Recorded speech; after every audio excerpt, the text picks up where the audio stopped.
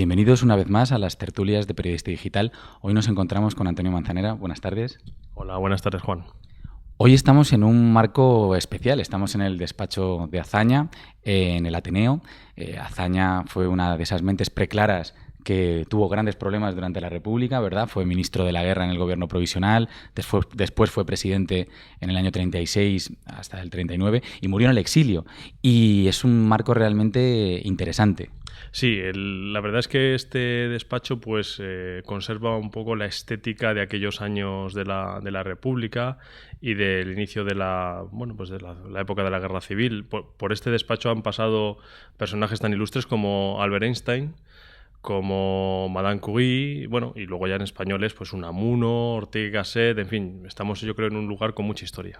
Es la intelectualidad de la época de plata, ¿no?, de la República Española, que luego sufrió los rigores del exilio y las dificultades, como el propio Azaña que decíamos, que muere en el año 40, si no recuerdo mal, en Francia. Efectivamente, murió en Francia, fue enterrado allí en Francia poco después de que terminase la Guerra Civil Española, en mitad de la Segunda Guerra Mundial, y fue una de las figuras del exilio que has tratado en tu novela La fragilidad del neón. Efectivamente, La fragilidad del neón es una historia en la que yo recojo a Ramón Sandoval, que es un hombre del exilio y que ha perdido la Guerra Civil Española, luego ha hecho la Segunda Guerra Mundial y se encuentra solo, abandonado del partido, del PCE, y con graves problemas y graves conflictos. De hecho, el momento en el que yo lo ubico es los años 60 y él se convierte en el chofer de una estrella de Hollywood, de Linda Darnell en concreto, una estrella real, que tuvo muchos problemas con los estudios. De hecho, tú conoces bien en tu último libro, La suave superficie de la culata, hablas precisamente de las relaciones entre la mafia y los estudios de cine. Bueno, es que en los años 60 la verdad es que no había, yo creo, ámbito de actividad económica o industrial que fuese rentable, claro, en donde la mafia no tuviese cabida. Hay que tener en cuenta que en aquella época pues había una familia mafiosa en las principales ciudades estadounidenses y Los Ángeles era una de ellas, lógicamente. Y efectivamente, allí había familias mafiosas que manejaban el cotarro en Hollywood. Uno de los principales mafiosos allí fue Johnny Rosselli, que fue además detenido por la policía por un escándalo que hubo allí en los estudios en Hollywood y tal. Y efectivamente, la verdad es que la mafia tenía unas relaciones con el cine mucho mayores de lo que la gente piensa. Siempre recuerdo cuando hablamos de este tema lo que recogía la Crónica Negra de Kenneth Anger, aquel famoso affair que acabó en desastre de Lana Turner con Stompanato me parece que se llamaba, que acabó con él muerto porque intentó abusar de su hija, una cosa interesantísima. Y quería preguntarte también, en los años 60, con la llegada previa de Kennedy al poder, ¿existe una relación, tú lo cuentas en tu novela, una relación entre el poder político en Estados Unidos y la mafia? Es decir, también ayudaron a ascender a determinados presidentes, como es el caso de John Fitzgerald Kennedy.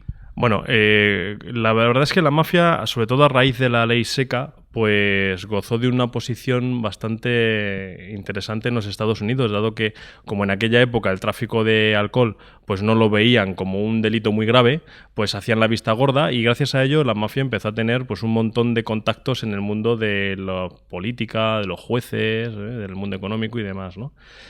Todo aquello fue así hasta que decidieron meterse en el narcotráfico. Y aquello ya fue a finales de los 50 cuando ya se acercó la administración Kennedy.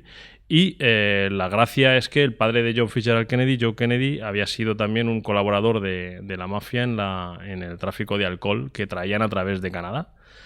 Y Joe Kennedy, el patriarca de los Kennedy, pues convenció a ciertas familias mafiosas de que si su hijo llegaba a la Casa Blanca, pues aquello sería pues el paraíso de los negocios mafiosos durante su administración. La mafia ayudó a Kennedy haciendo unos pucherazos, la verdad es que tremendos, por ejemplo, en el estado de Illinois. Pero cuando Kennedy llegó a la Casa Blanca no devolvió los favores y aquello pues le hizo ganarse muchos enemigos dentro de la Cosa Nostra, claro. Es más, cuentas y hablas también de la figura de Bobby Kennedy, que fue fiscal general del Estado y que se dedicó precisamente a perseguir las actividades mafiosas que tanto habían ayudado a su hermano, lo cual generó un gran conflicto. Claro, Bobby Kennedy, el hermano de John, fue nombrado fiscal general de los Estados Unidos cuando ganó las elecciones John Kennedy, y lo primero que hizo fue cuadruplicar el número de agentes del FBI encargados de investigar el crimen organizado, ¿no? Esto es algo que lo cuento en la novela, en la suave superficie de la culata, y lógicamente la verdad es que las familias mafiosas estaban de Kennedy hasta arriba, y una de las teorías acerca del asesinato que se produjo en Dallas en el año 1963 fue precisamente que había sido orquestado por la mafia. De hecho, es uno de los grandes todavía misterios difíciles de comprender. Hablando del espacio histórico en el que nos encontramos, a mí siempre me gusta decir que Prim es el JFK español. ¿Por qué? Porque es un magnicidio de Estado que no está resuelto, que no sabemos qué ocurrió, que de hecho hay manos detrás, probablemente estuviera la propia mano de Serrano, igual que la mafia estaría detrás, pero también habría otros intereses económicos, sociales y políticos. Es que al final, con este tipo de casos, se hablan tantas cosas que todas tienen su punto, incluso la tesis más estrambótica, más estrafalaria, tiene su punto de verdad, que al final es imposible saber cuál es la realidad, ¿no? Precisamente, comentábamos antes fuera de cámaras, en mi novela, En la fragilidad del neón, yo hablo de una visita, que es cierta, de Kennedy a De Gaulle, a la Quinta República Francesa, y me interesa también que nos hables de cómo tú planteas también cuestiones de la situación internacional. Estamos en plena Guerra Fría, estamos llegando a ese gran momento de 1962 de la crisis de los misiles, y hay un complot para asesinar a Castro, que no debió ser el único, porque a Castro lo querían matar de todas las maneras. Tú lo cuentas en la novela. La verdad es que Fidel Castro era la piedra en el zapato de los presidentes estadounidenses desde Eisenhower hasta Obama, incluido Obama.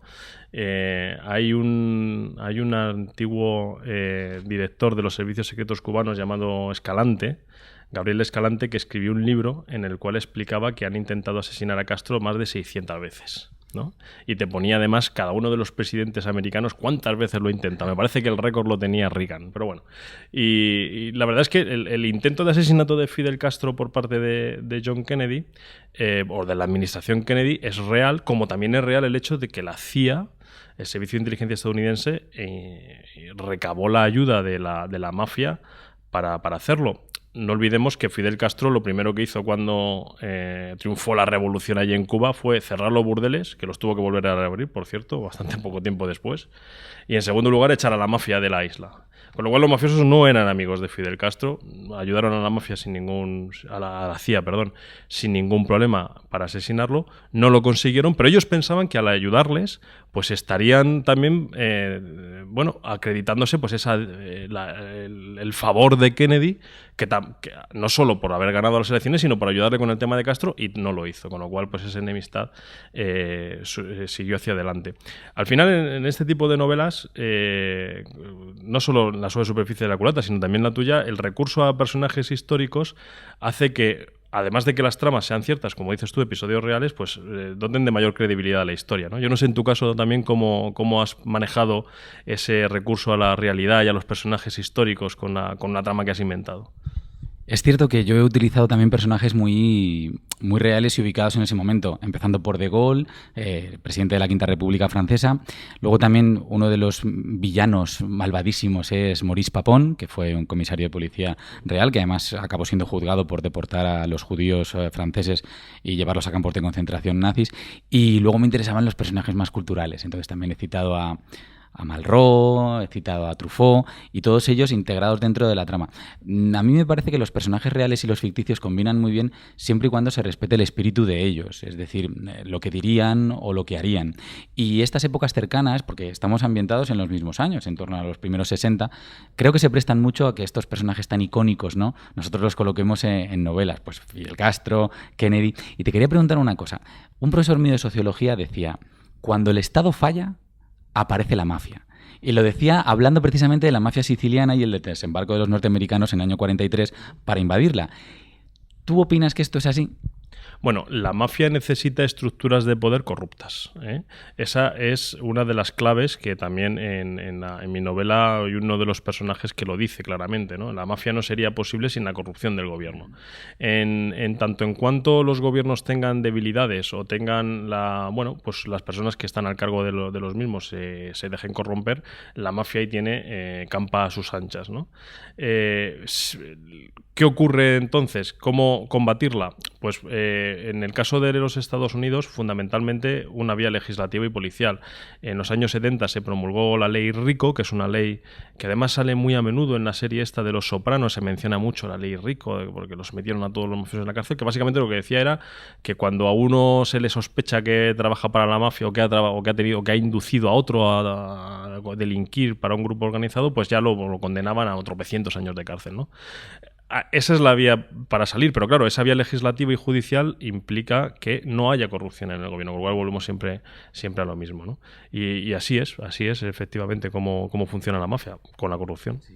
Desde luego es muy curioso cómo la mafia se va integrando en el Estado y al final las novelas históricas, porque es una novela histórica la tuya, igual que la mía, nos hablan de la naturaleza humana y de lo que está ocurriendo. El otro día comentaba con un compañero historiador que vivimos, aunque suene mal decirlo en este lugar tan institucional, que prácticamente en una cleptocracia, ¿no? Vivimos en una situación de que el que más roba tiene más poder. Y pasa un poco lo mismo, ¿no?, con esas estructuras de poder corruptas en los años 60 y en los años 70, solo que estaba como, digamos, más integrado, era algo que no se dejaba ver, no salía a la luz. Sí, pero además los años 60 son herederos, lógicamente, de los 40 y de los 50, y sobre todo en los años 40, en un país como Francia, que es en el que tú has ambientado tu novela, pues a mí me resulta sorprendente cómo es esa doble, no voy a decir esa doble moral, ¿no?, pero esa doble visión de los problemas y de los conflictos, y de cómo, por ejemplo, Maurice Papon, por ejemplo, deportaba a franceses y luego se perseguía a los colaboracionistas, ¿no? Sí. Y cómo se maneja esa doble... A mí siempre me ha llamado la atención cómo los franceses juegan ahí en el filo, ¿no?, de lo bueno y lo malo. Hoy bueno o malo, mañana lo malo pasa a ser bueno y viceversa, ¿no? Hay una cuestión interesantísima, que es que los personajes resultan contradictorios. Un personaje es interesante cuando es contradictorio y cuando cambia de chaqueta, digamos, ¿no? Y Maurice Papon es el ejemplo paradigmático. Fue colaboracionista de los nazis, estuvo en el gobierno de Petén y luego fue prefecto de policía en París y además fue gobernador de Argelia, que ahí es nada. Pero estaba pensando, por ejemplo, en Malraux, pasa un poco lo mismo. Malraux estuvo en España, en la Guerra Civil Española, en Teruel, de ahí salió su obra Sierra de Teruel, y no se quiso unir a ningún grupo de izquierdas, no estaba ni con el PCE ni con la CNT, sino que eran independientes, brigadistas casi independientes, pero luego fue ministro de Cultura también con De Gaulle. Es decir, que ahí hay unas evoluciones muy curiosas, ¿verdad? Y creo que en Estados Unidos igual. Bueno, en Estados Unidos y sin ir más lejos, para no movernos de Europa, en Alemania. La gente se extraña muchísimo cuando termina la Segunda Guerra Mundial y resulta que en los puestos de la policía había antiguos agentes de la Gestapo.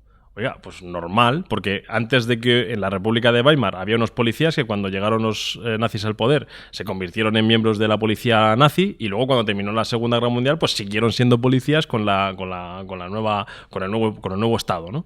Con lo cual pues eran los mismos de siempre, sé que al final no cambiaban, por lo tanto antes no eran nazis, luego lo fueron, luego dejaron de serlo y al final también ese chaquetismo yo creo que responde a la evolución histórica de los países, ¿no? Y por eso que te lleva uno a ser colaboracionista y luego deja de serlo y luego pues te lo encuentras en 1000 sitios. La necesidad de supervivencia. Yo te quería comentar una cosa sobre tu anterior novela, El informe Müller, que también está a la venta y que se puede encontrar, que es una obra en la que cuentas precisamente los últimos días de Hitler y también los juegos de espionaje. Precisamente el caso de Müller es esto que estábamos comentando. Müller es un tipo que es un topo, que es un agente doble y que es interesantísimo cómo está con unos, pero está pensando en cómo llegar a los otros, ¿no?, constantemente. Bueno, es que el juego del espionaje tiene esa gracia. ¿En qué consiste un servicio de inteligencia? Consiste en engañar. Y engañar mejor que el contrario, y en procurar que no te engañen a ti, y en procurar que no te roben a ti, y robar tú más que el otro. Y ahí Müller, Heinrich Müller, era un auténtico maestro. O sea, él empezó combatiendo a los nazis porque durante la República de Weimar y en el famoso Putsch de Múnich fue uno de los policías que más bastonazos dio a los nazis. Luego llegaron los nazis al poder y llegó al jefe de la Gestapo. Y cuando terminó la Segunda Guerra Mundial, él estaba en el sitio de Berlín, estaba en la Cancillería, en el búnker de la Cancillería. Allí fue donde se le vio por última vez el día que cayó Berlín. Y no se ha vuelto a saber nunca nada más de él, ¿no? Ni vivo ni muerto. Los Estados Unidos lo buscaron con mucha insistencia. Ellos escribieron el informe Müller de la CIA, donde explicaban cómo lo habían buscado y qué pensaban ellos que había sido de él. Y ahí ese es el punto de arranque de mi novela. La verdad es que esa época histórica, trágica donde las haya, es pues uno de los momentos más dramáticos del siglo XX y en donde había españoles también. Había miembros de la División Azul luchando en Berlín hasta el último día, ¿no? Me parece que además que ahí conoces tú alguna referencia, ¿no? Sí, desde luego, la novela de nuestro amigo Alejandro Gallo, que se llama Morir bajo dos banderas, cuenta precisamente la participación de todos los españoles, ya que estamos en el despacho de Azaña hablando del exilio, de todos los españoles en los diferentes frentes de la Segunda Guerra Mundial, tanto los que lucharon a favor del eje como los que lucharon con la Unión Soviética o incluso con otras fuerzas. Precisamente, mi personaje, Ramón Sandoval, es uno de estos hombres. Él es uno de estos miles de españoles que se van al exilio, terminada la Guerra Civil Española, y que se encuentran en esos campos de refugiados franceses cuando de repente los nazis invaden Francia en 2 días y tienen que integrarse en la lucha guerrillera nuevamente y hacen toda la guerra. De hecho, lo que cuenta Alejandro Gallo, que es fascinante, es como la 9, la famosa división de Leclerc, formada íntegramente por españoles republicanos, no se le permitió, que es un tema interesantísimo, seguir luchando al terminar la guerra y venir a España para recuperar el territorio, que de hecho era lo que querían. Lo que ocurrió es que cuando se liberó París y después de que acabara la Segunda Guerra Mundial, se encaminaron hacia acá con sus semiorugas y con sus blindados, y Leclerc y de Gaulle los mandaron detener, literalmente. Lo cual demuestra esto que decimos, ¿no? La supervivencia, la necesidad de sobrevivir, que es un tema, yo creo que clave en las 2 novelas. Tú te centras en el informe Müller en todo el recorrido del búnker. Y me gustaría que nos comentaras, bueno, hay mucha parte de los últimos días, también hay mucha parte del espionaje. Me gustaría que nos dijeras cómo te has documentado históricamente, es decir, porque hay bastante obra sobre la vida de Hitler en los últimos días, y que nos comentaras cómo has hecho este trabajo. Bueno, en el informe Müller hay 2 trabajos de investigación. Uno de ellos se refiere a lo que es el juego del espionaje y esa guerra de servicios secretos que se desarrolló en los años 50, en donde no es cierto... Bueno, había 2 bloques, el comunista y el occidental, pero dentro del bloque occidental había una lucha permanente entre los ingleses, los alemanes y los americanos, ¿no? Entonces, eso es un poco lo que también describo. Y luego, por otra segunda parte, efectivamente es lo que sucedió con Henry Müller y lo que ocurrió en los últimos días del Tercer Reich. Al final, la forma en la que yo prefiero trabajar es, siempre que se puede, recurrir a fuentes primarias, en donde, pues en este caso, por ejemplo, el informe de la CIA es una fuente primaria, ya que procede de ellos mismos, no ha sido trabajada por ningún historiador ni ha sido depurada por nadie, ¿no? Esa yo creo que es la mejor forma de acercarse a un hecho histórico. Luego el reto está en que el libro no quede excesivamente árido y muy tosco con descripciones históricas que al final el lector de novela puede acabar un poco aburrido, porque lo que busca es una ficción que sea atractiva, ¿no? En tu caso, ¿cómo lo has manejado esto? Sí, yo la documentación principalmente la he hecho a través de bibliografía y de muchas memorias. De hecho, me sirvieron una barbaridad las memorias de José María Areilza, que fue embajador en esos años en París, las obras de Malraux y también las biografías de Gaulle. Luego el tema de la guerra de Argelia, que yo toco también en ese año 61, es un tema para los franceses un tanto todavía oscuro y difícil, ¿no? Que es como nuestra guerra civil a veces. Y hay bibliografía, pero no mucha. Hay mucha bibliografía sobre el FLN, la Fuerza de Liberación Nacional, pero no sobre la contienda como tal. Por lo tanto, ha sido complicado. También creo que una ventaja es que tenemos los dos, que son tiempos en los que ya existe la fotografía, hay fuentes documentales fotográficas, y eso nos ayuda mucho también creo que a crear imágenes, ¿no? de lo que estamos haciendo. Supongo que también has utilizado este tipo de material. Sí, lo que ocurre también es que para el lector español, que quizá pues conoce muy bien la historia española y algo peor la Segunda Guerra Mundial, claro, la guerra de Argelia pues a lo mejor es un acontecimiento histórico exactamente un poco más alejado, ¿no? Y que tenía menos repercusiones con España, ¿no? Cuando, no sé, pues en aquella época pues aquí teníamos un régimen, pues yo creo que uno de los dirigentes, que Francisco Franco, pues que yo creo que pues ya hemos hablado de los supervivientes, ¿no? Uno que consiguió sobrevivir pues a los nazis cuando estaban ganando, luego se hizo amigo de los ingleses, ¿no? Luego se quedó aquí en el poder hasta que se murió. En fin, traer capítulos, aunque sean de países tan próximos como Francia, a una novela que interese al lector, que quizá pues no está tan familiarizado con ese tipo, yo creo que es un reto. Sí.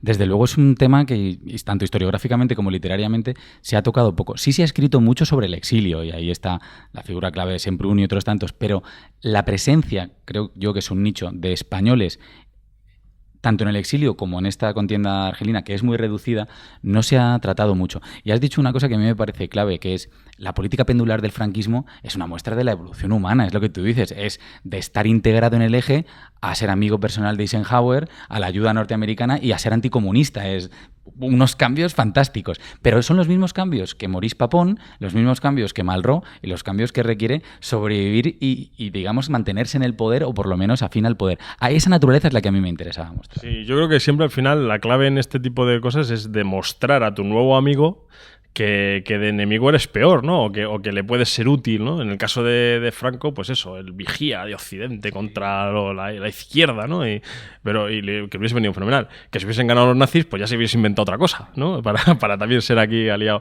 En fin, pero bueno, esa supervivencia la tienen no solamente organizaciones políticas, la tienen también los clanes, el crimen organizado, pues funciona de la misma manera. Es decir, llegó un momento, por ejemplo, hablando de los Estados Unidos en los años 60, en los cuales, pues, no van a seguir traficando con alcohol, pues si ya es legal, no tiene ningún sentido.